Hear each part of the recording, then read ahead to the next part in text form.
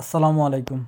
আজকে গিয়েছিলাম কুলবাগান ভিজিট করতে। অবশ্য আবহাওয়া দেখে আপনারা ভাবতে পারেন যে আমি একদম সকালে ভোরে চলে গেছি। আসলে তা না, আমি যখন ভিডিওটা ধারণ করছি তখন 11টা বাজতো। বাট আমাদের সাতক্ষীরায় আজকে আবহাওয়া একদমই বাজে। মনে হচ্ছে মাত্র আরকি সকাল হলো। তো এরকম একটা আবহাওয়ায় ভিডিও হয়তোবা খুব একটা সুন্দর হবে না।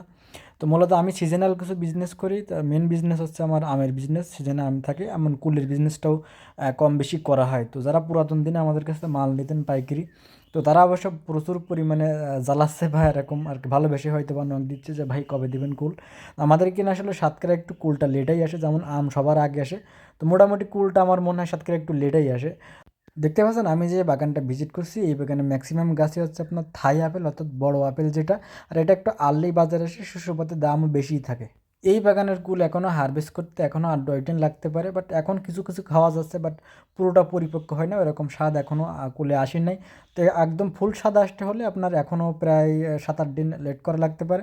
বাট আমরা ইনশাল্লাহ চেষ্টা করবো ৭-৮ দিন পরে ডেলিভারি দেওয়ার জন্য, কারণ আমাদের সাতক্ষীরায় কুল এখনও অ্যাভেলেবেল না, মাত্র কুল হারভেস্ট শুরু হয়েছে। তো যেহেতু এখন দাম বেশি, এখন হয়তো আমারও বিজনেস খুব একটা সুবিধা হবে না বা লাভ হবে না, আপনাদেরও তেমন হয়তো আর খুব একটা সুবিধা হবে না বা লাভ হবে না।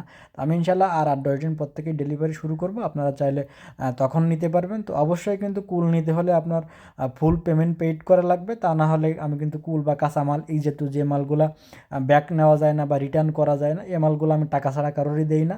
তো টাকা অবশ্য আগে পেইড করা লাগবে, এরপরে হয়তো আপনারা চাইলে পাইকারি হিসাবে কুল নিতে পারবেন। এখানে আমি খুব একটা লাভ করব না, হয়তো বা কেজিতে ১-২ টাকা নিব। আর এটা আমাদের নিজেদের বাগান না, যার জন্য আমার এখানে খুব একটা লাভ করারও চান্সও নেই।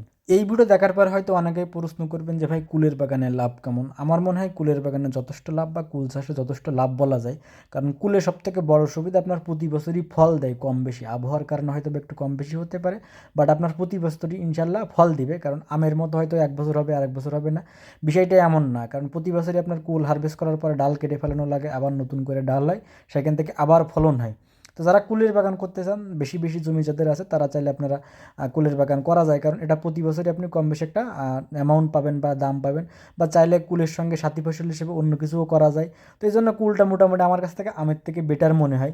যারা নতুন কুল বাগান করবেন ভাবছেন, তাদের আমি একটু রিকোয়েস্ট করবো, এক বাগানের ভিতরে সব একই জাত না করে আপনারা চাইলে দেশি কুলগুলো এখন করতে পারেন। অর্থাৎ টক যে কুলগুলো, টক কুলের কিন্তু প্রচুর ডিমান্ড বা প্রচুর দাম, কারণ টক কুলের এখন তেমন উৎপাদন নেই।